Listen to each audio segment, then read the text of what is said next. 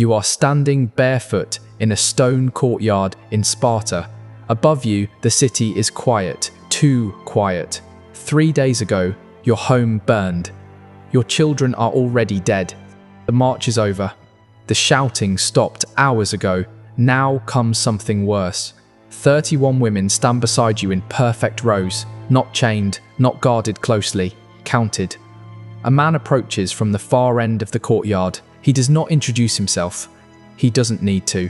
His crimson cloak announces his authority. When he speaks, his voice is dry, stripped bare, his Greek sharp enough to cut words down to bone. You are no longer Athenians, he says. You are no longer wives. Everything you were is finished. Each sentence lands with the precision of a blow that leaves no visible bruise. Melina does not move.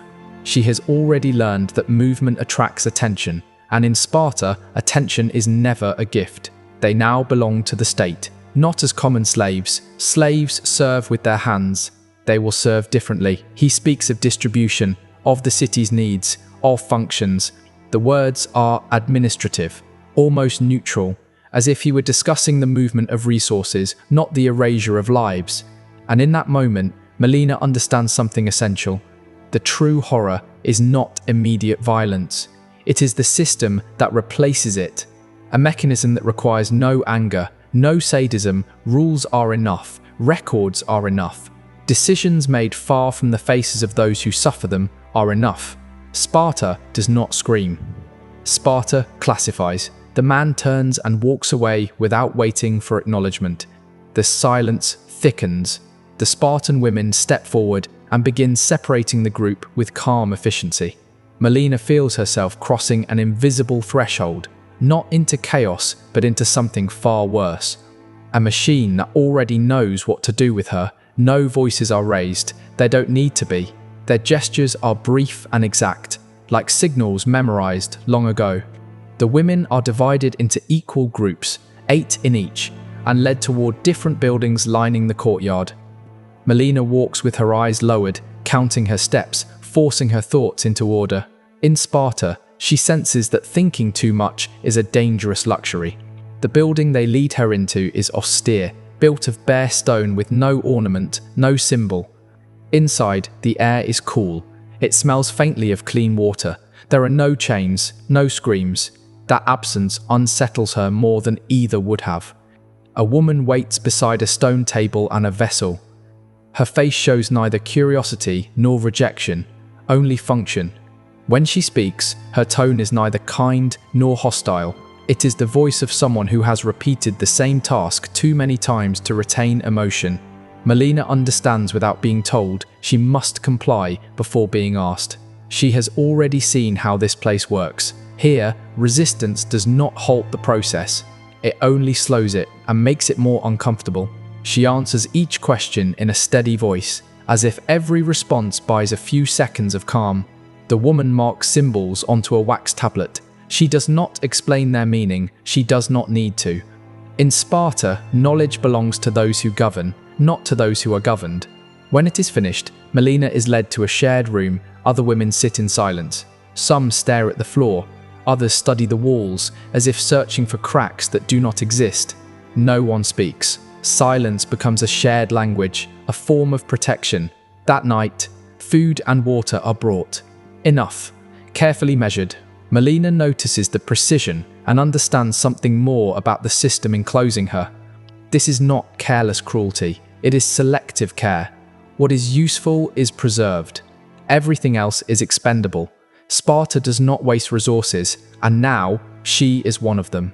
As she lies awake on the hard bed, memories intrude uninvited. The smell of smoke clinging to her hair, ash still on her tongue as if the fire followed her. 72 hours ago, she was the wife of Hippocrates, the Athenian strategist at Diala, mistress of an orderly household, mother of 2 children who now exist only as an unbearable absence. That life feels distant, as if it belonged to someone else. Here, her name barely matters. What matters is what she represents, what she can offer, what she can produce. She remembers the stories Athens told about Sparta, exaggerations meant to explain their enemy's strangeness. stories that no longer seem exaggerated, not because everything here is brutal, but because everything is inevitable. Every step was decided before she ever took it. In that silent space, Melina realizes she has entered a city that does not improvise destinies. At dawn, Melina wakes before anyone calls for her. She hasn't truly slept. Her body remained tense, alert, as if it learned in a single night that complete rest is a risk. Light enters through a narrow opening high in the wall. It offers no view of the outside. Sparta offers no views, only functions. The women are led out again, one by one, into rooms identical to the night before. In Melina's room, there is a stone table, a vessel of clear water, a low bench. The older woman returns, this time accompanied by a younger one. There is no hurry. There is no pause. Everything unfolds with the calm precision of a ritual repeated for generations. And whatever comes next has already been decided. The questions continue. They are not inquisitive. They are technical. Data is recorded. Cycles are noted. Backgrounds are reduced to silent numbers. Melina answers without protest.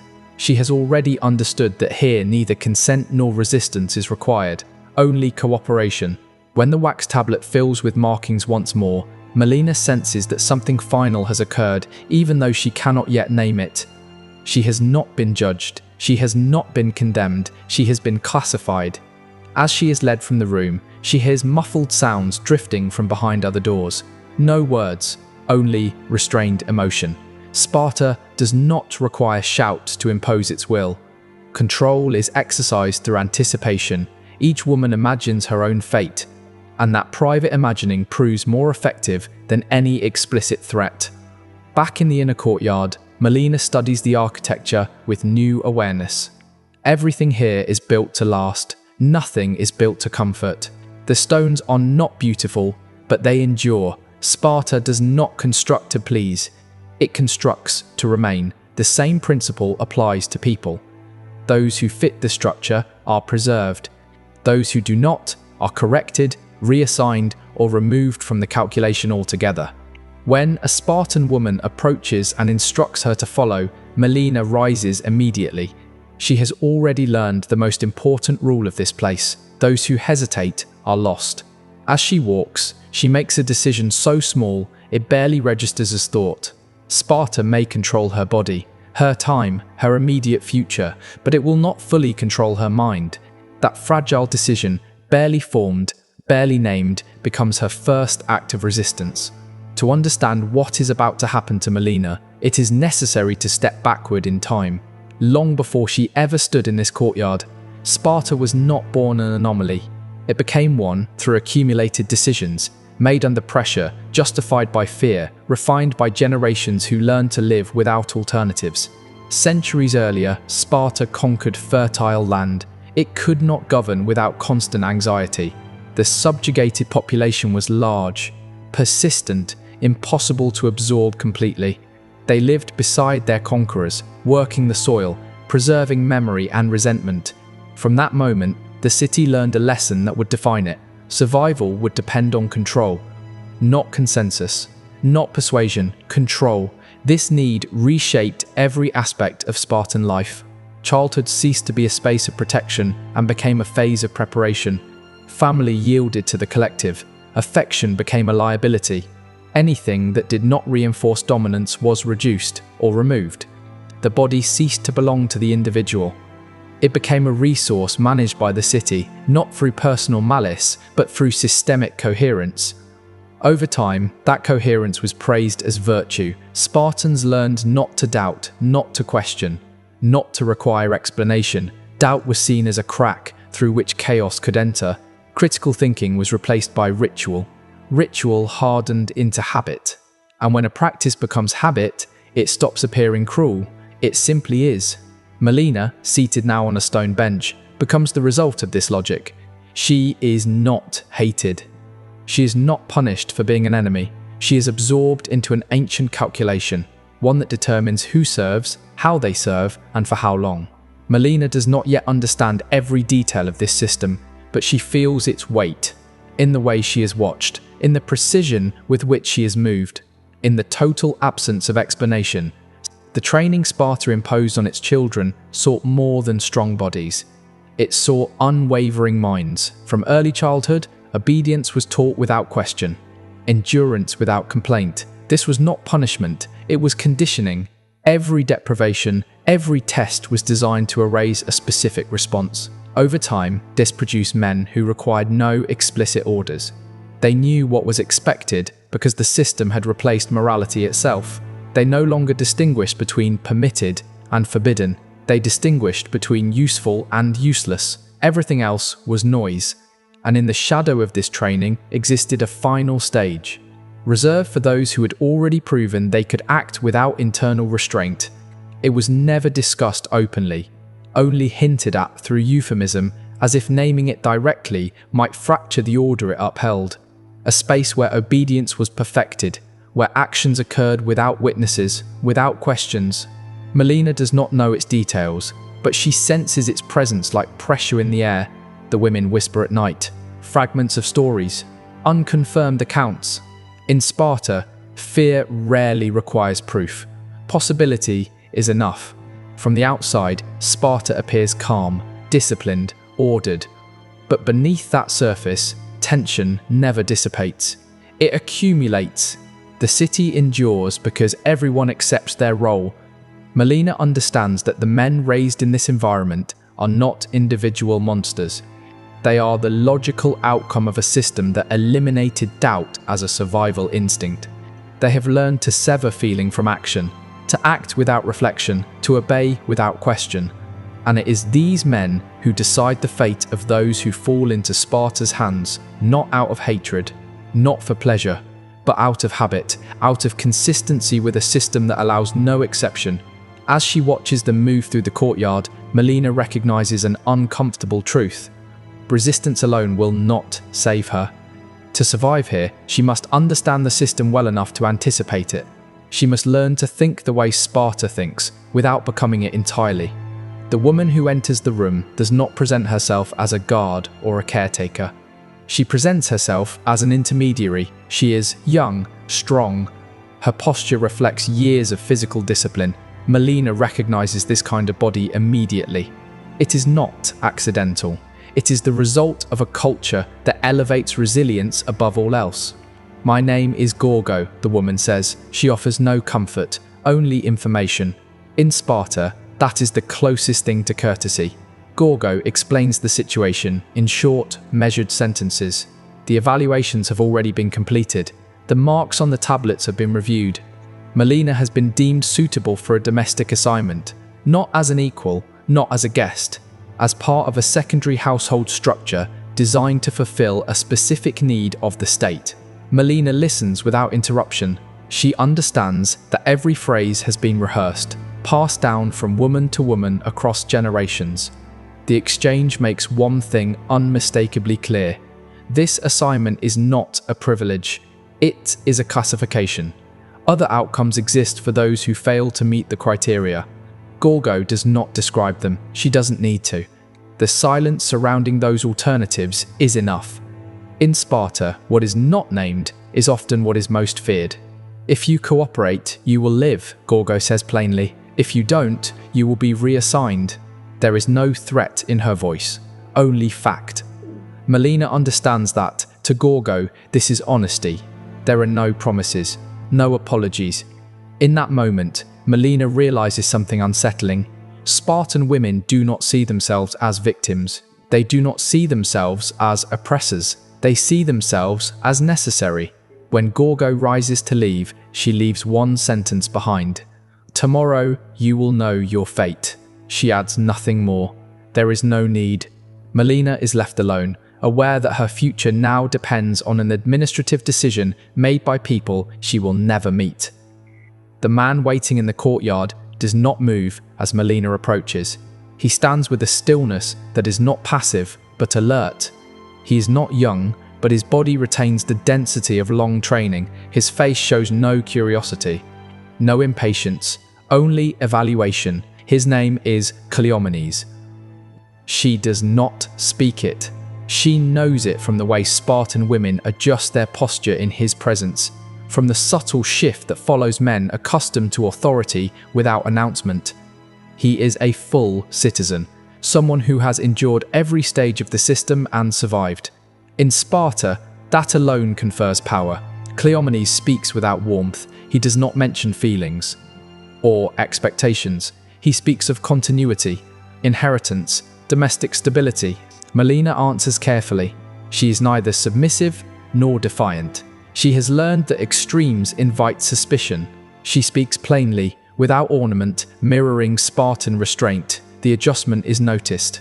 Cleomenes inclines his head slightly. In Sparta, the smallest gesture can signal acknowledgement. In the days that follow, Melina begins to notice a pattern. The nights are predictable, mechanical. The days, however, are not. Cleomenes returns at irregular hours. He sits in the courtyard and speaks, not of emotions but of tactics, harvests, and the martial verses Sparta permits as its only poetry. At first, Melina listens in silence. Then, cautiously, she begins to ask questions, not challenges, details. Practical clarifications, contradictions framed as technical concerns. Cleomenes responds with rigidity at first, then with something else, interest. Speaking with her does not require the mask he wears among other men. Cleomenes is surrounded by men, yet cannot speak freely. Melina, by contrast, does not count. She is foreign, she is property, and therefore, paradoxically, she is safe. That safety becomes dangerous. Each conversation adds weight to a relationship the system never anticipated. Cleomenes lingers longer, listens more closely, responds with more than rehearsed phrases. It is not affection, not yet, it is recognition. And in Sparta, recognizing the humanity of another is the first step toward transgression. Melina is not naive. She knows Cleomenes will never openly challenge the order that shaped him. But she also knows she has found something rare. A man trained not to feel, beginning, slowly, to remember how to think. And that memory, fragile and quiet, could become either a threat or an opportunity. The summons arrives without warning. Two men escort Melina through streets she already recognizes, not through familiarity, but through repetition. Sparta does not change. That is its promise and its threat. As they pass, women pause in their tasks. They look, they calculate. No one asks where Melina is being taken. In this city, questions are a form of defiance. The chamber where the ephors wait is austere even by Spartan standards. No symbols, no decoration. 5 seats arranged in a semicircle, one opposite them, reserved for those who must answer. Melina sits when instructed. Her posture is straight, her expression calm. She has learned that visible fear is free information. The ephors speak with the same tone they would use to discuss any civic matter. They note that time is passing, that expected results have not yet appeared. There is no reproach in their voices, only calculation. Then they mention a request. A name Melina has already heard whispered, always quietly, always followed by silence. Lysander. They do not explain who he is.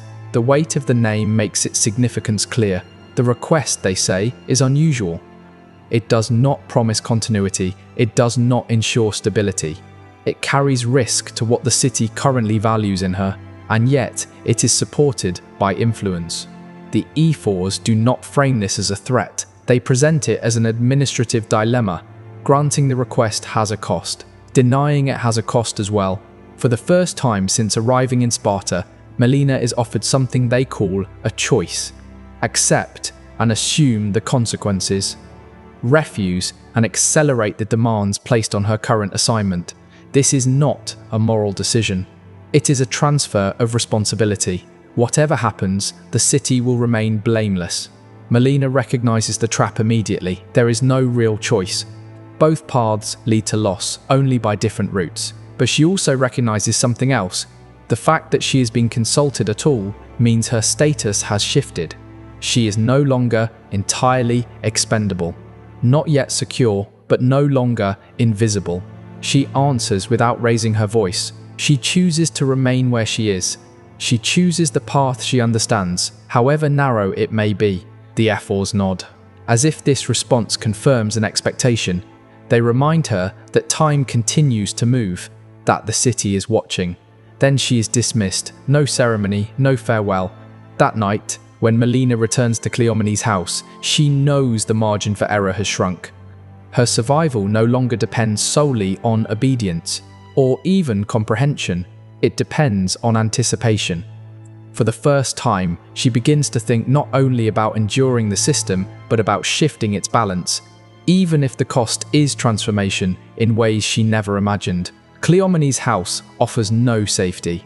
That night, when Cleomenes enters, Melina notices a change in him, not exhaustion, not anger, unease. He has been informed. Not of everything, but enough to understand that the equilibrium they had found is unstable. They speak little. The silence between them carries more weight than words. Finally, Cleomenes says what neither